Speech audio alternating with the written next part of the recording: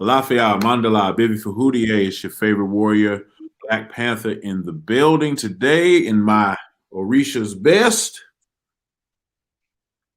As you can see, because somebody wanted to dress fancy, so he wasn't going to outdress me. That's just how it is. You know how us Africans do, how we get down. I got a very special guest today, my brother Ogundiran. How you doing today, brother? I'm well. How are you doing today? I'm doing well. I am going to be sharing the link here since we have started. So let me get this link out. Get this link out to some people that specifically asked to be added.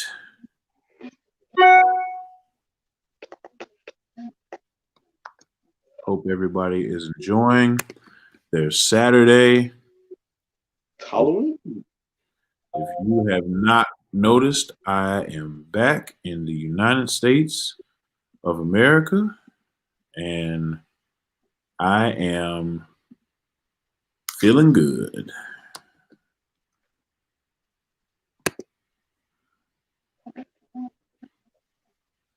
Just sending this out to some people. The chat portion on this, isn't there? Yes, we're broadcasting with this is not my first time broadcasting with StreamYard, but this is the new apparatus within the StreamYard, and I kind of like this. I think this is going to be a staple for how we broadcast. Let me make sure that this is broadcasting on my YouTube page as well. I can check that. I'm checking it right now.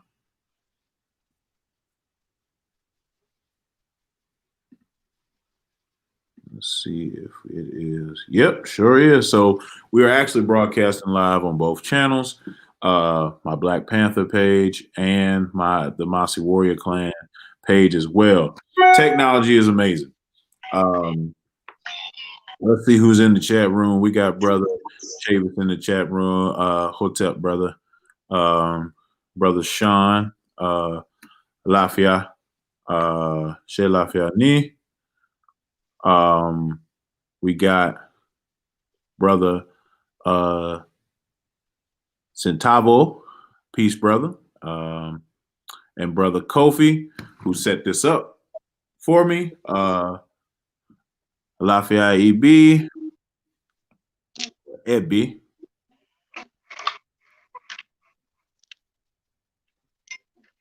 Yeah, I gotta, and this also has a function to add Facebook as well. So I could actually broadcast on all three, which I will probably do next time. So Sean just reminded me of that. It's pretty cool. You know, we got the banner, we got the logo. It's pretty cool, man.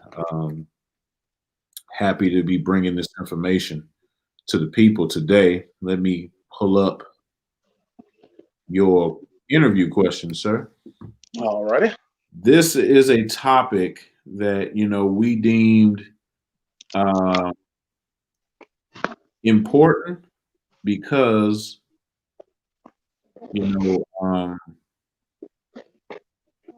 we always go straight to the Orisha. We always go straight to the Egungun. We always go straight to the, the pageantry and everything that,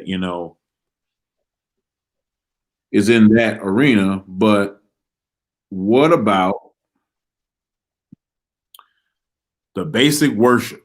The basic things you have to do to even worship those divinities, to even worship an Egungun, because it's not just,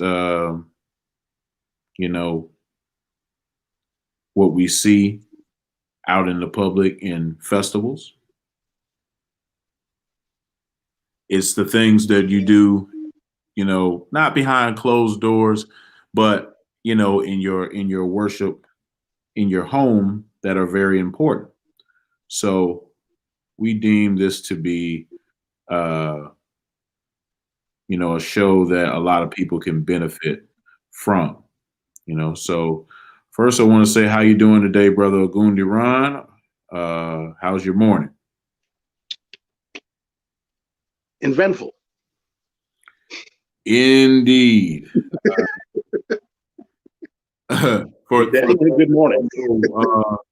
Brother Ogundiran walked me through some work that I had to do today. So absolutely know what he means by eventful. We put in some good work today. So it was definitely eventful. As I put on my Facebook page, when you take the responsibility to want to become an African priest of any African system, you take on a bunch of roles and responsibilities that you might not have thought about prior to. So this morning, that was one of those times. So,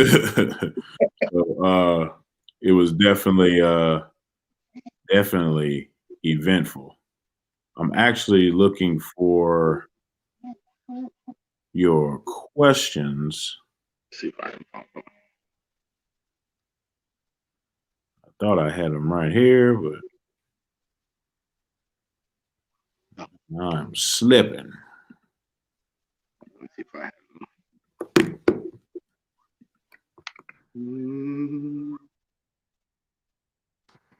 No, I don't think I have.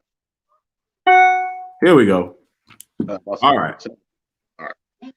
We are ready. All right. Let's begin when you're ready. Let's get it going. First question. What, in your estimation, Baba Ogundiran, is Isheshe? Well, let's start let's actually define the word. Okay. Isheshe in Yoruba language means primordial or primordial time. Mm-hmm. This term, and the way that we're using it nowadays has not always been used this way. Mm-hmm. It is due because of they were trying to figure out a way of how to gather all the traditions and all the Orisha traditions and put it into one kind of religion or one word. Mm-hmm. And then they came up with Isheshe. So, but Isheshe is just not the Orisha itself. It's the whole culture. It's the food, it's the dress, it's the Orisha, it's the chanting. It should not just be thought of as just the Orisha itself or the worship of Orisha. Mm-hmm. It goes much deeper than that. It has to do with the culture and everything surrounding it. It's food, it's clothing, it's people, and then plus the Orisha and the different traditions of each Orisha. There are people, for what I understand, that are using Isheshe as encompassing to mean all Orisha practice. I'm not in favor of that. I don't see personally how the word primordial can relate to something like that. But like I said, people have opinions, and it is something that is going around nowadays that I guess the word is starting to, or with some people starting to be all Orisha worship. But when I first learned about the term, it was not that way. I've only seen it to change in the past year and a half, where this has been more of a Isheshe is more being pushed to all Orisha tradition instead of just focusing on the Yoruba people and their culture and their religious practices. All right. Certainly makes sense. Second question. What are some of the basic elements of worship and what constitutes worship in Isheshe? Okay, let's start with the second question. All right. To keep it simple, because there's a lot of diversity in worship. So I'm going to keep it simple. I'm not going to say this is the pattern has to go in, but to keep it simple, what constitutes worship is the paying of homage, and the offering of sacrifice, the casting of kola nut, and of course you have the oriki for whichever orisha that you're going to go to. So again, that would be the oriki, ijuba, paying of homage, the casting of kola nuts, and the offering of sacrifice. These are the things that constitute worship. Now, some of the elements of worship, for the most part, most of the divinities, not all of them, if we were to kind of like make it simple and standardize, most of them take either two kola nut and gin. Other things can be added depending on which orisha is which. But if you want to talk about a standard kind of offering for worship, it would be kola nuts and gin. And for kola nut, people that are not, any type of liquor per se. All right. For the people that are not familiar, can you describe with what oriki is? Oriki, oriki is like prize poetry. Now, a lot of different things do have orikis other than orishas themselves, but concentrating on the orisha and the oriki that go with it, the oriki are chanted to activate the orisha and get them to act or move.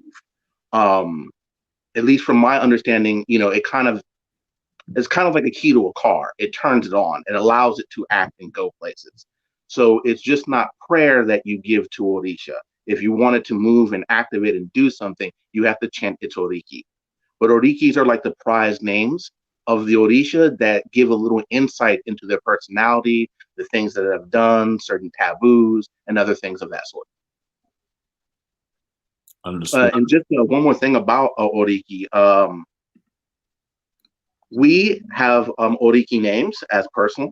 There's oriki for different places in like Nigeria, such as like people from Ile-Ife have their own oriki that they chant, for Ile-Ife people. The same they have for Oyo, Shogbo.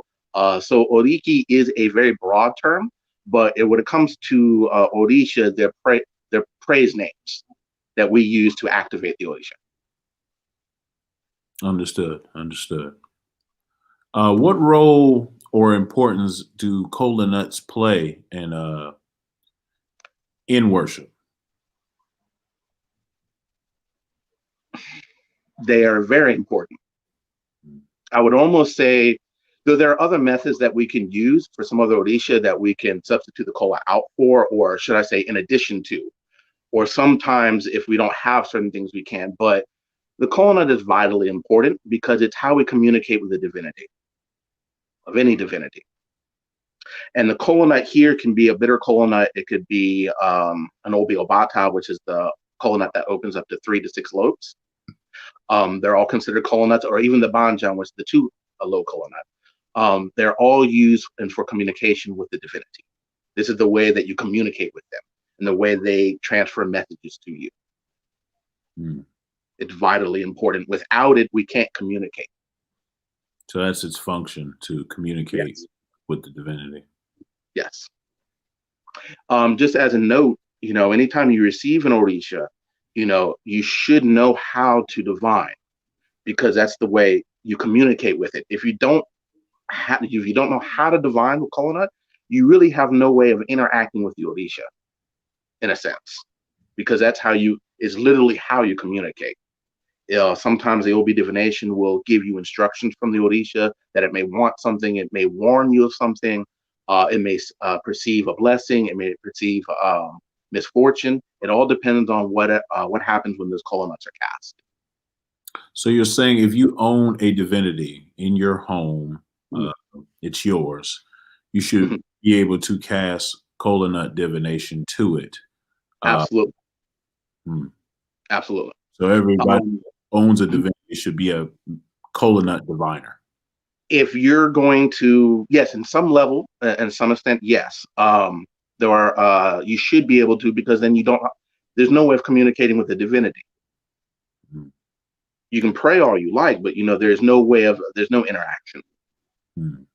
So there's no back and forth. You can't check and see, if there's additional things that need to be done without the kola nut. Right. Well, like I said earlier, there are some things that we can use. Like, let's suppose, for instance, if we're using Ogun, and let's say we run out of kola nuts, or like 4 low kola nuts, since one of Ogun's divination systems is Orogbo, we can actually use the Orogbo to divine with as well.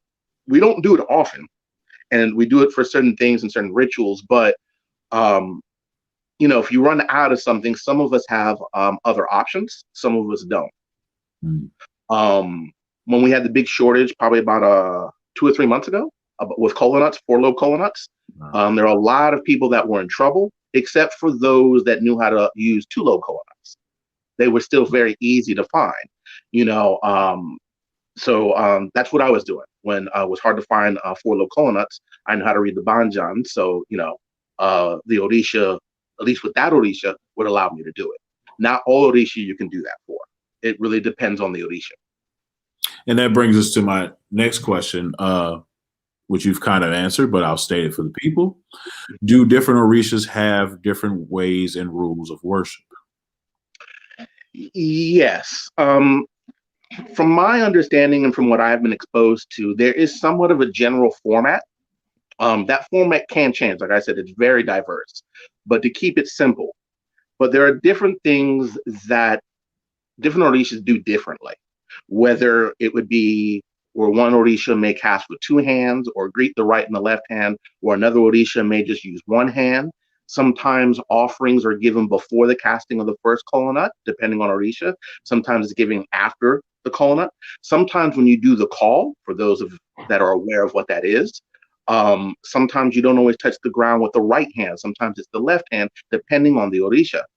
So there are different techniques and different traditions, and different Orisha have different ways that they, within their worship, are slightly different from other Orisha.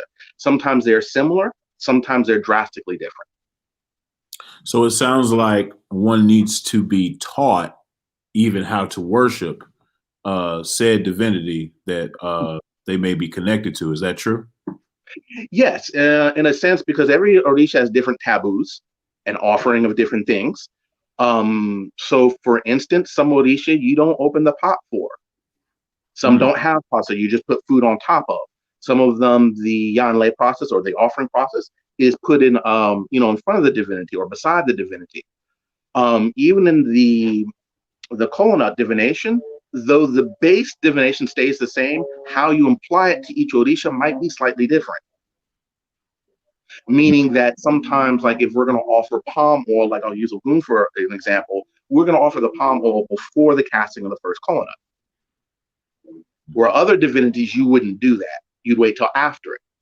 So it really depends on each divinity. Some of them are similar to one another with slight differences. Others are drastically different. Indeed, indeed. And to give you another example, like for instance, a lot of times what a lot of people are not aware with Obatala, Obatala has a taboo against light. So not all Orishas do that. So, Obatala is thought to live in complete darkness. So it really depends on the Orisha. You can learn kola nut divination just by itself, but you'll need to apply it to each Orisha differently depending on what its rules and regulations are. So you should worship Obatala in the dark traditionally? This is kind of tricky. It can be a dark room if you're going to kind of, from my understanding of it, could be a dark room. And then you can open the pot because it's not light. But then again, you can be in a lit room and never open the pot. He's still in the dark. Ah, okay. And then most of the time with a lot of people with Obatala, it's already covered with a white cloth anyway. So the pot's in the dark, it's covered, So it just really depends on, the Orisha that you're worshiping. For instance, another one, there are some traditions of Ashun that don't use water. A lot of us, we have water when we take it out, take the kola nuts out the water and we sprinkle them. In some traditions of Ashun, they don't do that. They don't use that water. Just like in some traditions, there's water in the pot. In some traditions, there's not water in her pot. Wow. It just really depends on the rules and regulations of that divinity and where you're being taught or what tradition you're being taught that divinity in. Interesting. Very, very interesting. Um, so are there any sheshe, are there any type of uh offerings to the divinity without worship? You mean without the casting of coconuts? Right. Can you just give a orange or fruit or And spray? just leave it there? Yeah. Um, there are some situations where, okay, let me, before I say that, typically, no. Typically, when we offer offerings, we read it. Um, if you're going to offer something, you need to find out whether it's accepted. So we do that through the colonut. Now, there are certain situations that we don't do it for, but it's a little different. It's not really based in worship. Like, for instance, if you have like an Eshu Iranshe, and you wanted to go deliver a message, we typically won't cast colonut. What we'll do is give the appropriate offering of what needs to begin to do that work, and that's it. We won't read it. But this is a little different because it's not based in worship. But most of the time when we give offerings, there we do cast some form of communication, definitely. Especially if it's like an ase, like the worship week, definitely we're casting colonets. So it's going back to what we were saying. It's really important to learn that practice of colonut divination for divinities if you Oh, only yes. want to offer or anything towards that divinity. Yes, it also helps later on if you decide to go further within the tradition or learn more, particularly when it comes to Ifa or the Owo Merendi Logun. There are certain questionings that are within those systems that mimic some of the set listings in those divination systems. So it helps a lot learning that system first. And it really should be with most people that I know, you should really learn OB divination first. It's a prerequisite. It actually doesn't make any sense not to learn colonut divination because then you never learn how to communicate with the divinity. Are there any instances that you would worship empty-handed, not bringing a offering besides the colonut? If you're going to put the word worship in front of it, no, we're going to have something.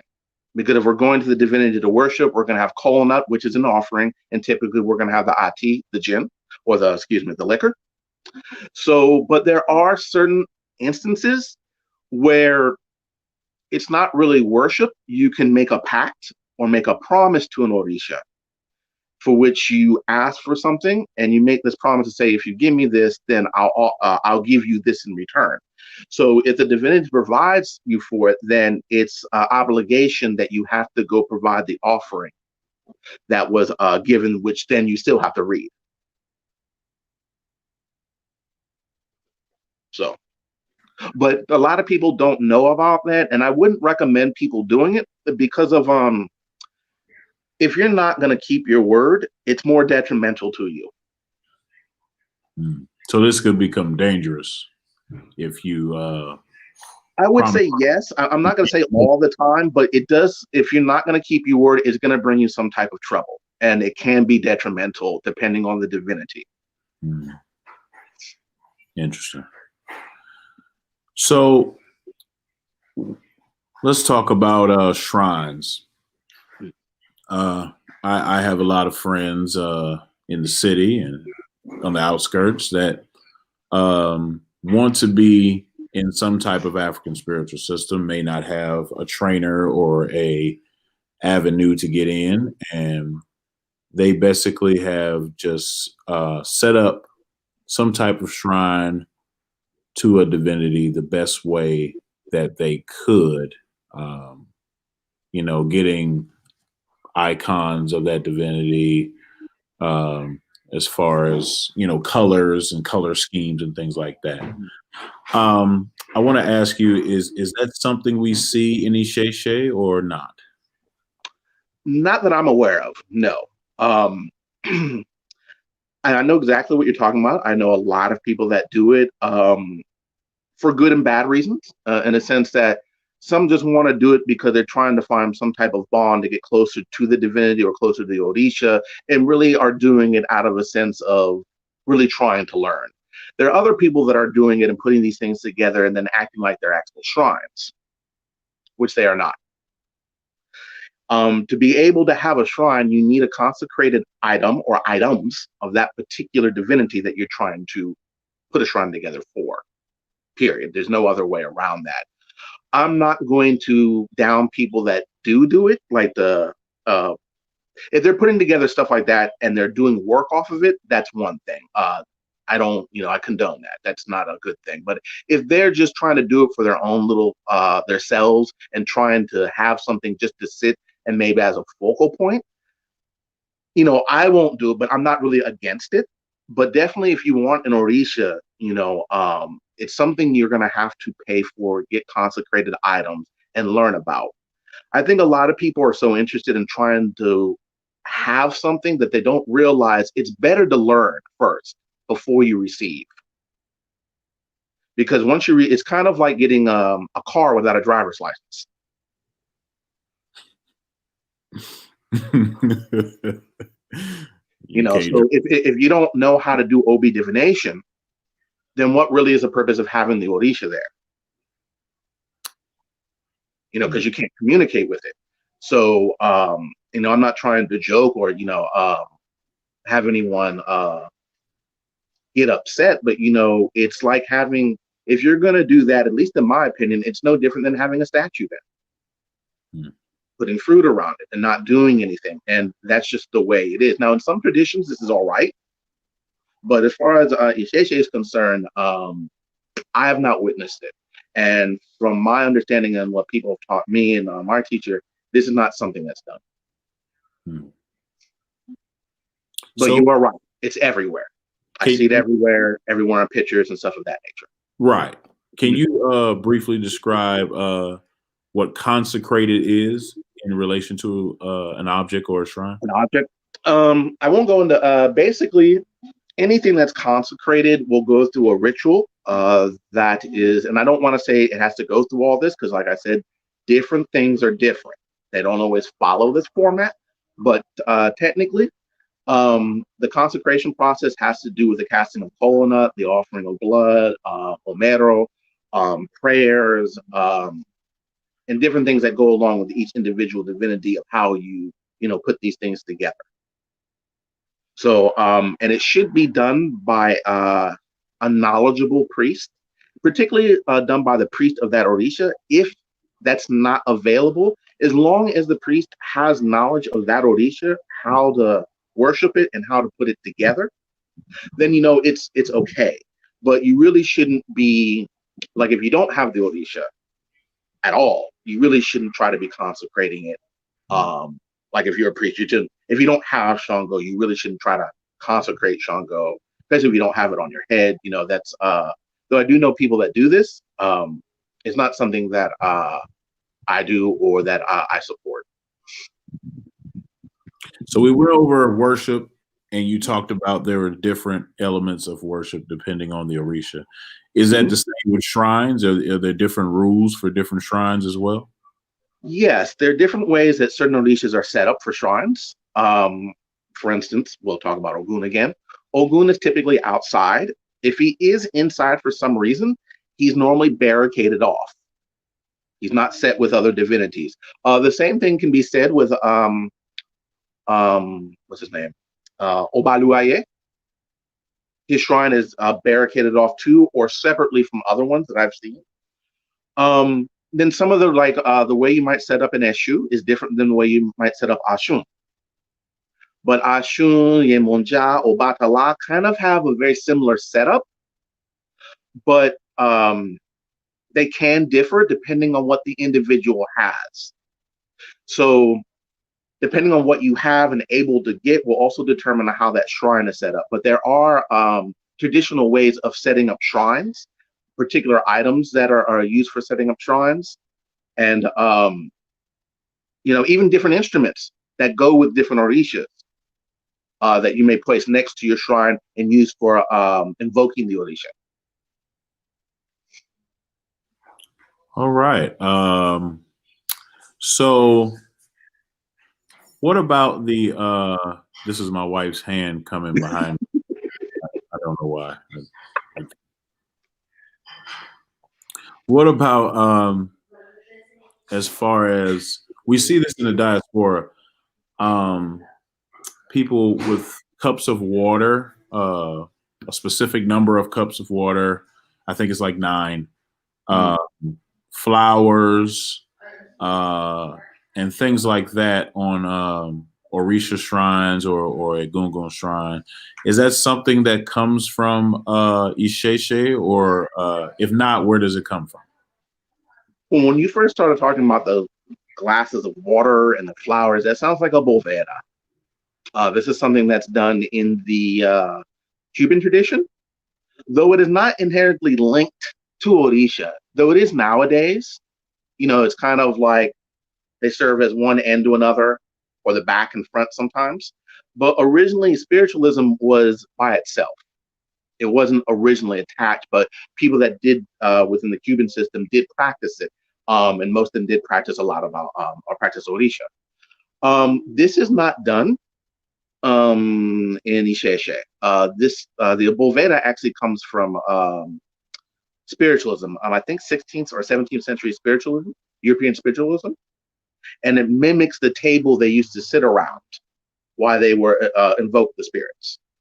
As far as water and stuff being left by Orisha shrines and stuff, I mean, I've seen bottles before of stuff that's left over as an offering, but typically we just don't leave like a bowl of water there. I mean, I guess you can if it's asked for, but it's not typically just left there and it just stays there and we don't ever move it type deal. Once we offer the offering, if it's something that may have to stay there until the next cycle or the next cycle after that, it will eventually be removed. But no, I've not seen anything like that. And as far as the Egungun is concerned, in the Cuban system, you might see where they have a glass of water, coffee with a cigar on top of it, on top of the on top of the water, on top of the coffee, and this typically stays there as a general offering. But this is not Isheshe. The Isheshe practice of Egungun is not the same at all. At all. It doesn't even look similar. The worship of Egungun really follows. It looks more like Orisha, but there are some differences. Interesting. What about the as they call them 7-day candles? They're usually white, or the burning of candles in general. Is that something that is a staple in Isheshe or not? The burning, okay, this is another thing that comes from the Cuban system where they burn because of the Catholicism mixture. So they burn candles all the time. It's just part of their tradition. But in Isheshe, we don't burn candles like that consistently. It's not to say that we don't burn candles. There are certain works that we do use, but typically we use a fatila, which is a traditional oil lamp. Matter of fact, I can actually show you one. Give me a second.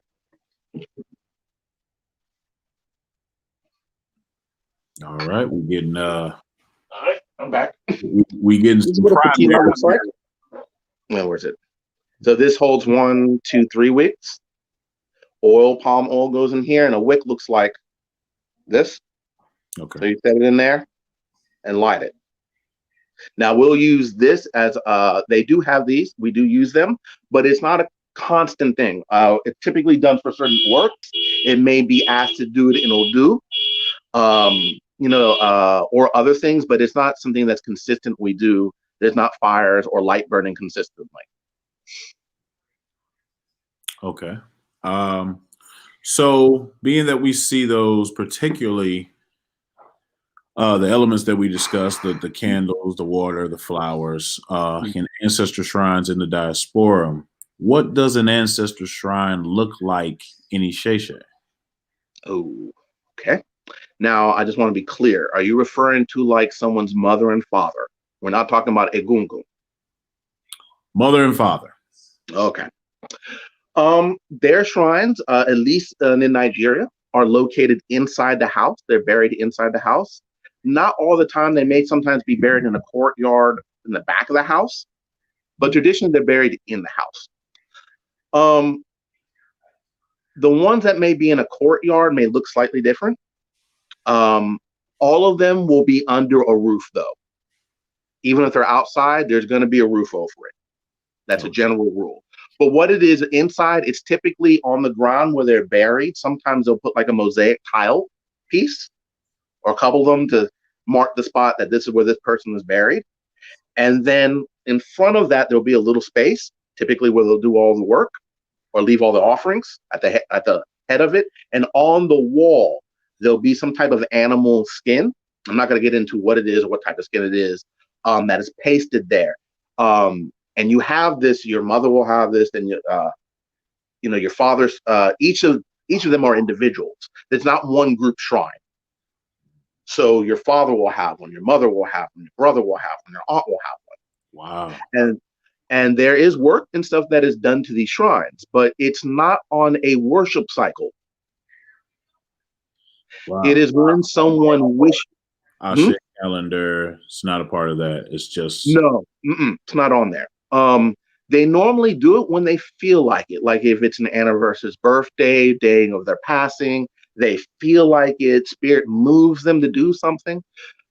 They do it this way. It's not on a worship cycle. They don't go to it every 7 days or every 5 days. It's not like that. It's not like Egungun.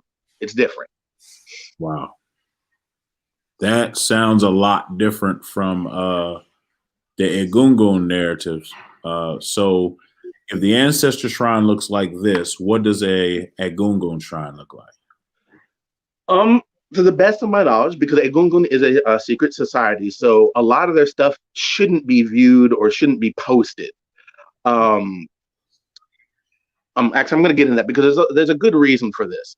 Particularly people that might have the gown, the actual masquerade. Mm-hmm. Because since the identities of the people that are in them are supposed to be secret, if someone knows you have a masquerade, and then it's easier for someone to find out that you're probably the individual in it, and they're not supposed to have that information. So a lot of the Egungun items are placed away in private. Here, it's good to put them in a closet. Have the shrine set up in a closet because it's private. You can close the door and not have anyone access to it. But depending on what elements that you have for it, the main icon that most people get for Egungun is called the Opaiku. And it's a bundle of sticks that are wrapped with different other ingredients in it. And it has maybe 1 or 2 medical packs on it. And it's stuck into a pot of dirt. And it's stationary. We don't move it. We don't pick it up. And this object is what the main object is for Egungun, other than the masquerade. Obviously, the masquerade is probably the main icon for it, but most people don't have a masquerade. They'll get the Opaiku, which is another main implement for them. We also have the Isha Egun, which is a tiny handheld bundle of switches. And this more is, I see a lot of people have this instead of the Opaiku. From my understanding, it's not wrong to have. We can use it for offering too, but it's not the object we should be using. We should really be using the Opaiku for it. The Isha is more of and this can really get confusing because the Ishan Egun, the Opaiku is an Ishan Egun. It's a bundle of sticks. In the generic sense. That's right. Okay. So how I like to normally grade is like you have the Opaiku, which is an Ishane Egun, and what I'll say is the Ishane Egun that's handheld. This is more like of what some of the masquerades might hold sometimes, and sometimes, from my understanding, it is used in some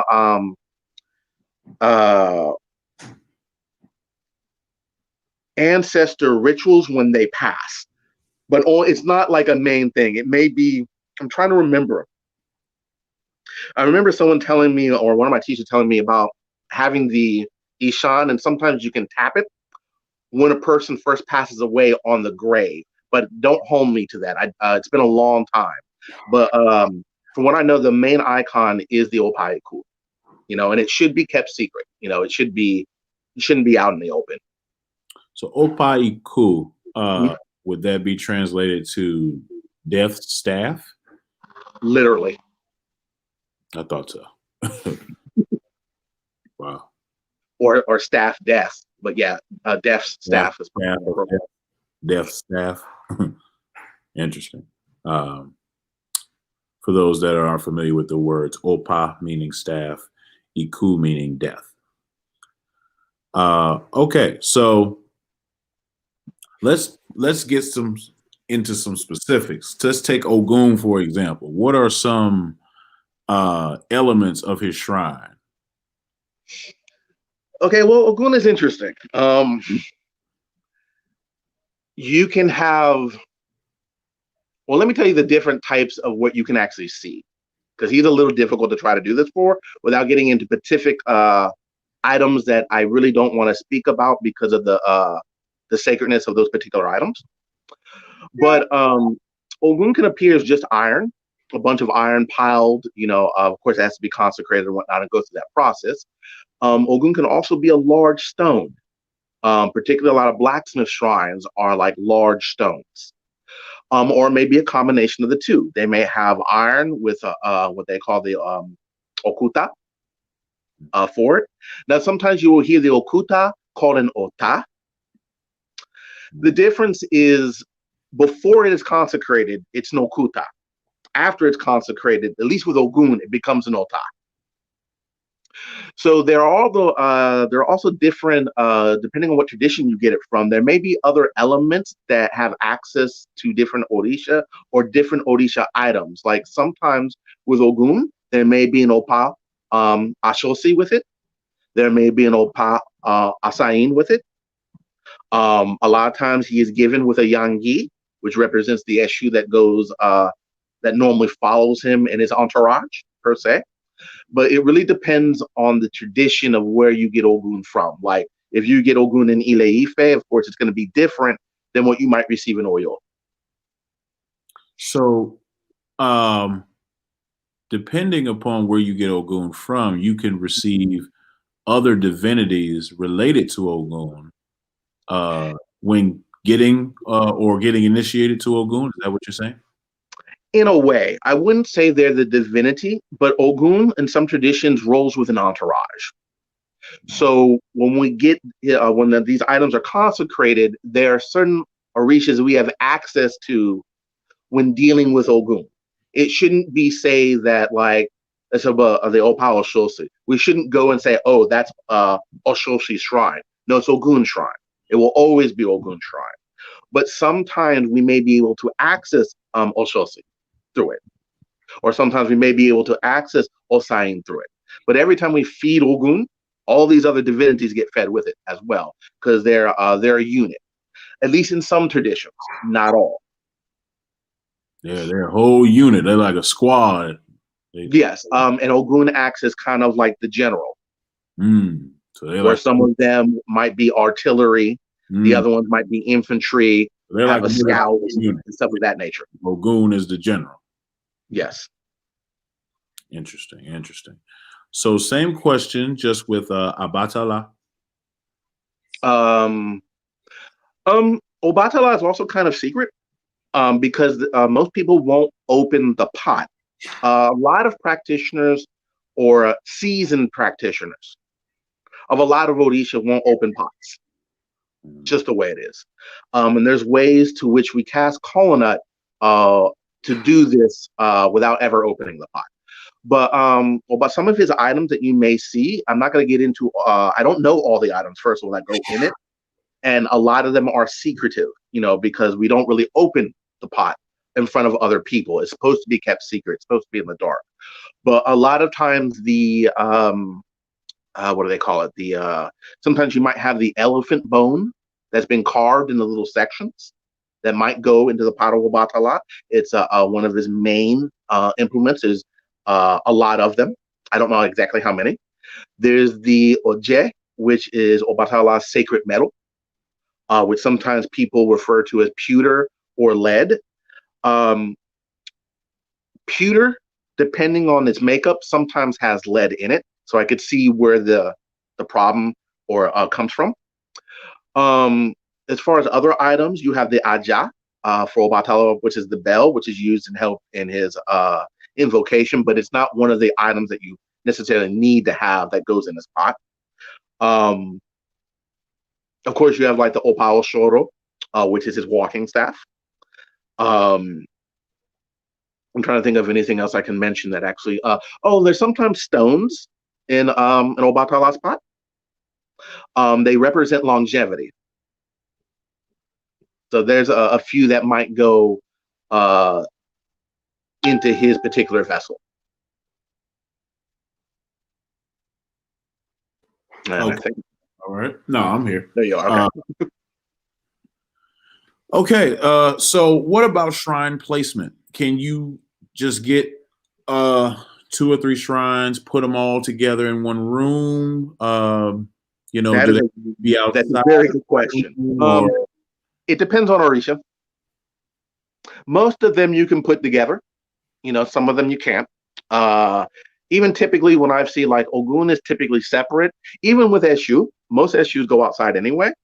But even with the Elegbara, like when you set up an indoor, like inside your house, at least if you do it traditionally, there's going to be a platform or a raised platform that you sit the Orisha on to begin with. So the reason I bring this up, because a lot of times when I see the Elegbara, it's not on the raised platform. It's on the side of it. So it's not put with the other Orisha per se on the raised platform. Does that make sense? Yes, absolutely. And then, depending on Orisha, like Obatala, Oshun, Yemonja, they can all go together. I'm trying to think of some that can't. The only ones that I know of off the top of my head, really, that you shouldn't put next to other Orisha or Obaluaye and Ogun. Or if you're going to do it, they really have to be barricaded off. Wow.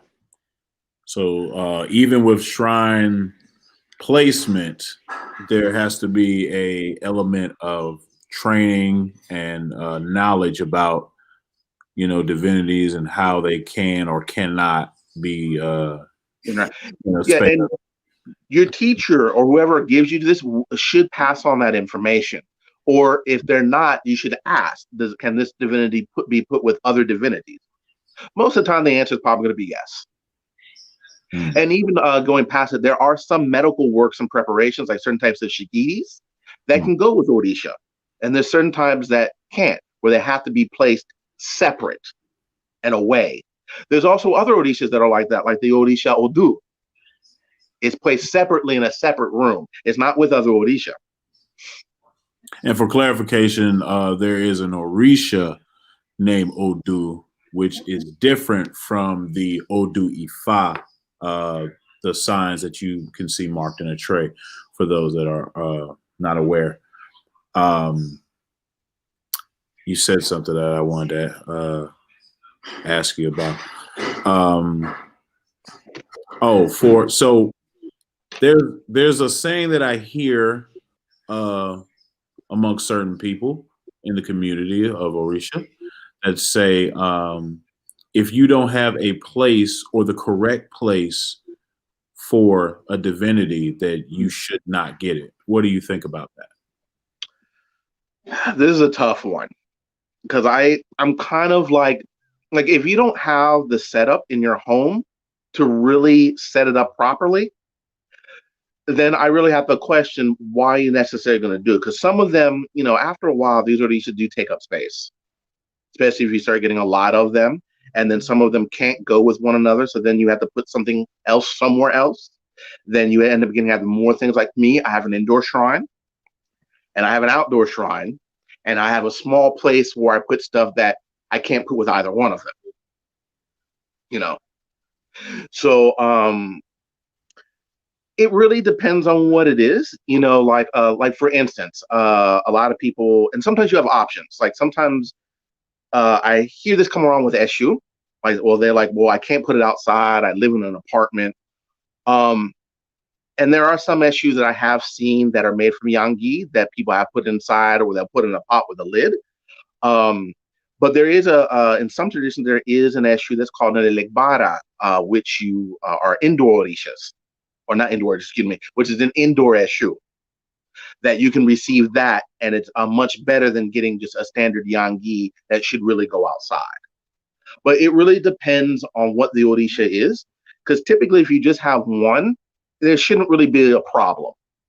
You know, most orishas you can keep inside your house. You can even put them in like a bookshelf, depending on how you're set up. You know, it really depends on what you have available, and what you can do. I would say, as long as you're not breaking any like taboos or rules, then do the best you can with what you got. You know, because even some of my orishas that are inside aren't set up the way I would like them, but it's more of a space issue. So that does come, and you also see this in Nigeria. It from house to house it changes depending on the wealth of that house, the person, whether they want to make an elaborate shrine or something small. I've seen people in Nigeria that have their ifa underneath a couch, and they pull it out when they need it, to worship and whatnot. I'm not saying that is the best way to do it, but if you have no other way, then, like I said, do the best you can with what you have. Matter of fact, there was a situation of a person once told me a story about him living with a roommate in the same place, same room. So that must have been really difficult, to have your Odisha and stuff there. Of course, he had it in a bookshelf and whatnot. So it really depends. Brother, I got some questions about some stuff I done seen in this room. So it really depends. As long as you have someone to guide you through the process and you're trying the best you can. I know some things are difficult. There's some things that we might be able to bend for the time being, but you want to try to do the best you can with what you got. And if you can't get it all at once, then slowly build to it. If you don't have a traditional pot like an asasun to keep your ifa in, or an opan to keep your ifa in, and you're just keeping it in some vessel, save up a little money, switch it out if you want to stick to the aesthetics of the tradition. Talk about the importance of the option, I should say, of not receiving a divinity but going to your teacher's house and worshiping that. I wish more people would actually do this. Because it brings worship in kind of a different atmosphere. And for a lot of people, it might help. So let's suppose, I'm just going to use Ogun again. It's just the easiest one to do. So suppose someone was around here. It was the Asede, worship day. They can come here with offerings, come to me as long as I know they're coming. And, I will take his offerings and present them to Ogun, and I will cast Obi for him and deliver any messages that this person or that Ogun might want to deliver to this person, and see whether his offerings are accepted and whatnot.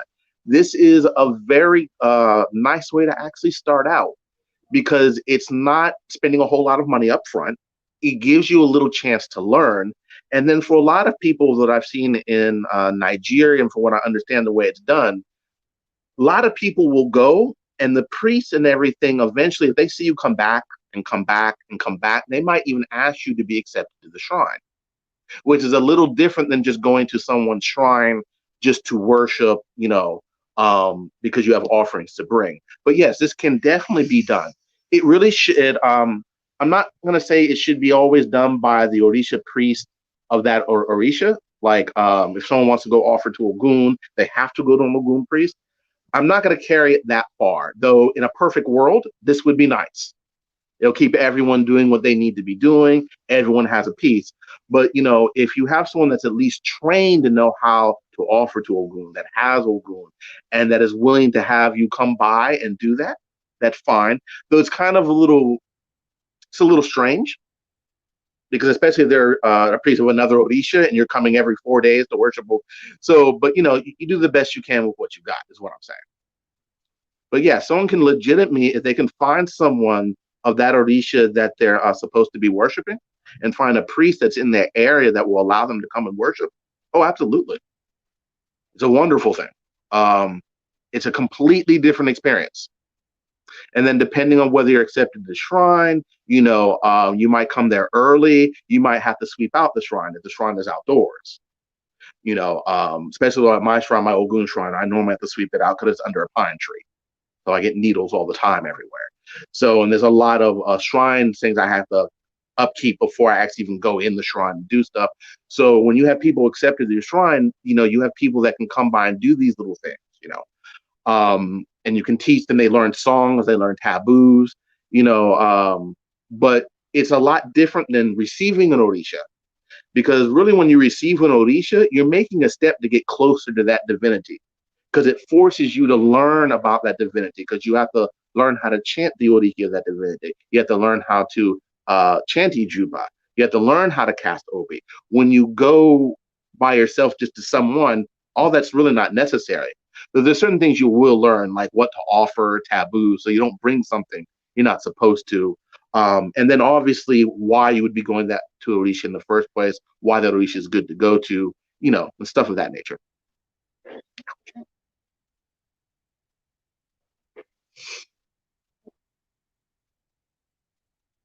Hey, I can't hear you. Sorry about that. It's really important, and I like to think of it as when you receive an Orisha, you start dating. I mean, there is some legitimacy to that, to think about it that way. Yeah. And then once you get all dating important right now, and when you decide to get initiated, you get married, right? and it's not just me being funny. You actually receive the title, for people that don't know, is Iyawo, which means wife. you the wife of the Orisha. So it's a big commitment, and I think, like you said earlier, a lot of people focus on getting things. And I can see that, because a lot of times in this community, we don't have people that are rightfully around us. Some of us do, depending on what city you live in, but yeah, most people, it's unfortunate because it takes away from the basic function of any priest. Your basic function is a bridge between those sacred objects and the community. Mm-hmm. It's one of your most fundamental things that you have to do, or responsibilities as a priest. So if everyone has a pot, or everyone has some vessel for Orisha, it's hard. Like, it's hard for me because everyone receives Ogun. Yeah, everyone has Ogun. System, absolutely. So he's a warrior, so you're gonna get him. Okay. I mean, a good Orisha to have. I'm not saying you shouldn't, but I used to have a few people come and worship Ogun years ago on a regular basis. They moved, but ever since then, like I said, most people just have Ogun. What's the purpose of actually coming to see me if you have yours? I can understand if it's a little bit of work outside of that, but on a general worship, nah. If you have your own, you should offer to yours. Understood. It really makes no sense to. I'm about to say, it really makes no sense to have your own Ogun, do your the Holy Week, but go to someone else's house to offer your offerings to, if you have your own Ogun. Why? Yeah, it's a bit. That's why when people confuse me sometimes. I get the idea that, well, you're a priest, and I'm like, but you have your Orisha. It's in your home. That's why you're supposed to have it. And if it's just a regular standard, worship, then I really don't see what the big deal is. As long as you're not doing any type of animal or anything, you're fine. It's like starting your car and then calling an Uber. No, it's like having a car. They're working fine, but they're working, and you got a license for. I'm gonna go ahead and call Uber. And you're gonna call an Uber. Yep. His car better than mine. Whatever your reason is. So, last question: is the worship of shrines in Isheshe a daily thing, monthly thing, weekly thing? What is the appropriate time to go to these shrines? For the most part, with most Orisha, they're on a calendar. They're on a 5-day calendar cycle. We would count it here as a 4-day cycle. Just to make people clear about this, the reason why this gets confusing is because they normally count the day they're in. We normally start counting the day after. Right. So for us, it's every 4 days. By the way, they do it as every 5 days. A lot of times you will hear it as every 5th day. And for most Orisha, this is true. But there's a difference between someone who is initiated and someone who is not initiated that may have a particular Orisha, and then why they have that Orisha. So for instance, if you just have Ogun, and he's not the Orisha that you worship consistently, it's not the one that's best for you, you just have it because you may need it at some time, or for whatever the reason, you don't have to go to that Orisha every 4 or 5 days. The ones that you should really do this for are the ones that you are initiated to, or the ones that you want to show a self-devotion to, or the ones that you plan to get initiated to, or even if you're not initiated to, and this Orisha is best for you in life, these are the ones that you should actually worship on that type of cycle. Because a lot of us have multiple Orisha. If you were to do it every single time, no matter what, I know people right now that couldn't. Ooh. It would be, I can't even say it'd be a very long day. It'd be a long day, afternoon, and finally rest in the evening. So it really depends on the situation of why you have that divinity. Now, just to point out, if you do have a divinity, you have to know how to access it and communicate with it. But it doesn't mean you have to do it on every cycle. But if you're initiated, now that becomes an obligation. You're obligated to do that every cycle. You're married. You're married. Exactly. And then sometimes those obligations, like just because you're initiated doesn't mean you're a priest. Priests may even have some different obligations as well. And there's some divinities that don't follow the kind of 5-day format. You can, but you can skip some. Even like with some divinities that you might be initiated to, they're not like other divinities that you don't have to go to every 5th day. It may be every 9, every 17, or even once a month. It depends on the divinity and what tradition you're learning that divinity in. Like I said earlier, there is a lot of diversity. Interesting. We're gonna take some questions from the chat at this time. I saw some while I was while the broadcast was going. I'm gonna scroll up and then look back down. Brother Marquise Dillinger says, "Is it a poem of identity?" I believe he was talking about the Oriki. Mm-hmm. Is it what? Is it a poem of identity? Can it be used to identify things, or what Oriki? Yeah. I don't know if I would say identifying, but you said something about poetry, right? Yeah. He asked, "Is it a poem of identity?"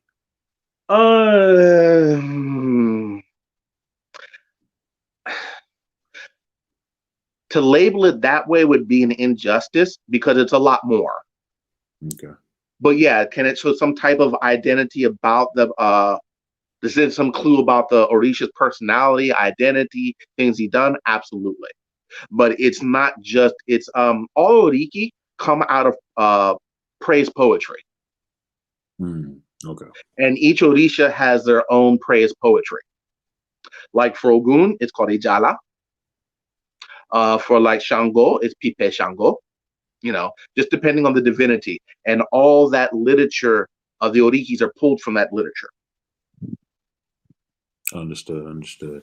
But I will say Oriki can also, like, if anyone wants to learn about Orisha, study its Oriki. If you want to learn about Eshu, learn its Oriki. Just study Oriki. There won't be any like ritual knowledge in this, but you'll have a very good understanding of the divinity itself, as long as you can get enough literature to really read about. Because all the literature or all the interesting things about each Orisha are taken out of the Oriki and their poetry. It's how we actually get to know them. So not only serving as a way of bringing them forth or activating them or inciting them to act, it is also a way of us to learn about the Orisha itself. Interesting. Like for instance, for Ogun, we have a one that's called I just had it. Ogun alada meji tomubina, which in this it talks about Ogun has two cutlasses that are sharp as fire. I don't like to use the word. I normally use billhook, but cutlass is normally how it's defined. Right. And this basically tells you, he owns two machetes that are sharp as fire. The thing is, there's another line that goes with it that they normally don't speak about because it's in the poetry, but it gives a description of what he does with each one of them. So it helps. So, it gives more information about the divinity than different things, different taboos, maybe who they were married to, other orishas they interact with. So there's a lot of information in Oriki. Understood. What would you say is Ogun's purpose? Anuket Life and Times asked that question. Ogun's purpose? Yes. It's an interesting question. I've never been asked that before. What is Ogun? And relative to what? Oh, well, I guess you don't have that up.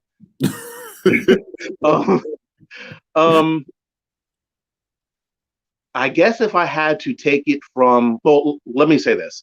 From my understanding, I don't know whether it's his purpose, but Ogun does play a very important part in Yoruba culture, particularly when it comes to men and the morals and scruples or attitude that a man should have.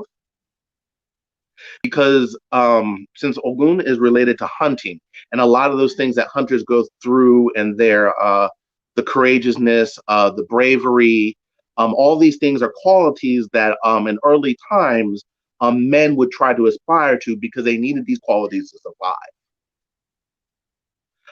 But I don't know necessarily how to answer what necessarily is his purpose. I would actually say there's probably more than one. But I'm not quite sure how to answer that. Oh boy, somebody's in here stirring the pot. What's that? Ask this question anyway. Do men have female divinities that are best for them? You mean can if I'm understanding you correctly, can like Ashun be a divinity that is best for a male? Correct. Yes. Yes. There is I do know a lot of times, I don't see pretty much well, that's not true either. I mostly see this happen. I feel I've experienced it myself in a sense that I've seen a lot of people go through this. I've told people who their divinity was before and kind of been kind of shooken up. But there is nothing wrong with a man having a female divinity. It has nothing. I mean, even when you get initiated to that divinity, you still play the role of the wife. Don't matter.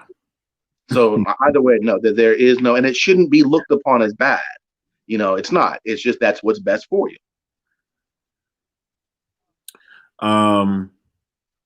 That's a great follow-up as well. Can you well, I know the answer, but I want you to speak about people that just kind of pick Orisha based on whatever personal preference, aligning themselves with them. Is that talk about the Sheshe, attitude towards that? I'm assuming you're referring to people that take the qualities of Orisha and kind of it fits them. That's who they are. That you're referring to. Mm-hmm. This is not really a thing. Now, it's not to say that if someone has certain qualities of Orisha and turns out to be that Orisha, that does happen. I'm not saying it doesn't happen, but it shouldn't be thought of, if I'm loud and arrogant, I'm Shango. If I'm bloodthirsty and silent, I'm Ogun. No, it shouldn't be like that at all. Those qualities are not made for that purpose. And I think a lot of times we get them mixed up. These qualities, at least from my understanding, after initiation, or even sometimes before initiation, so the good qualities of the divinities are what we should actually strive to, and it will help in our development. So, for instance, for like Ogun in some sense is very patient. He's forward. He's assertive. Um, there's not a whole lot of how should I say small talk. Very straight and to the point.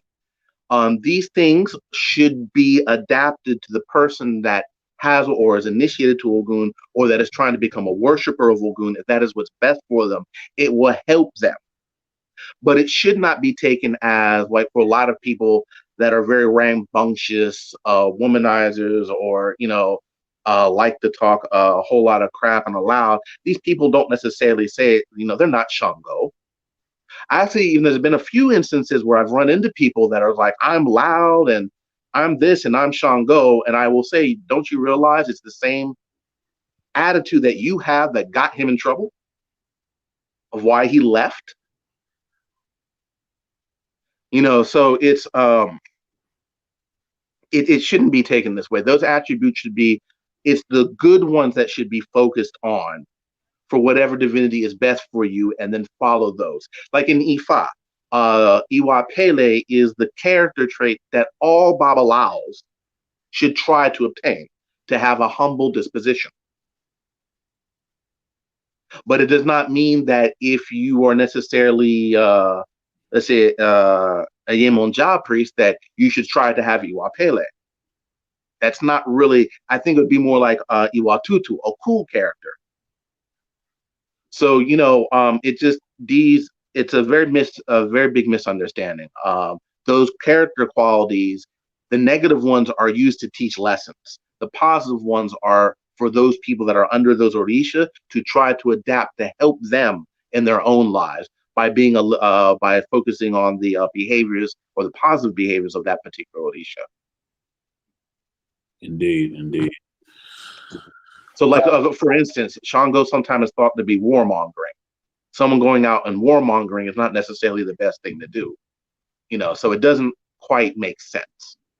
And since character is a very large part of this tradition, if I don't say what is actually probably most important about this tradition, above probably anything else, I personally say that you should treat your character as your religion and your divinity as just what's best for you. But that's a personal thing. Interesting. Are there any more questions from the chat for Baba Ogundiran?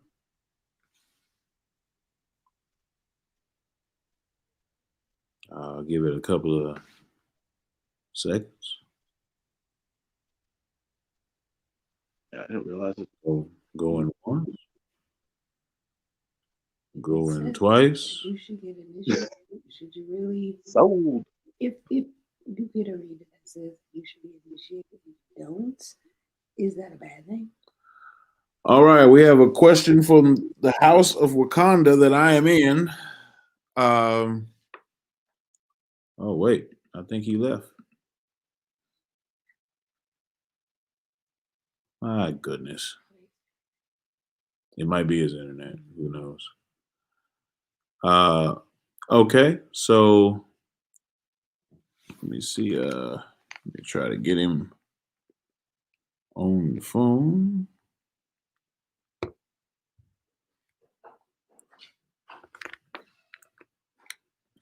I think his phone might have died. Well, I'm going to go ahead and end the broadcast. Thank you all for having. Well, I will answer this last question that I see from Kisui Isoke or Ishoke. Is it bad to have Ogun at the front door? No, actually, Ogun is at the front door a lot because he protects the home. He's generally outside anyway. So I can answer that question. So no, it's not bad to have Ogun at your front door. But we will wrap it up. Thank you all for spending your Saturday with the Mossy Warrior Clan. And I will holla at y'all at a different date. So be blessed. Enjoy your Saturday. If you're in Georgia, enjoy having power if you got it. Because Hurricane Zeta, she came through. But we maintain it. So peace, Odabo, which means goodbye in the Yoruba language, and I'll see you another time.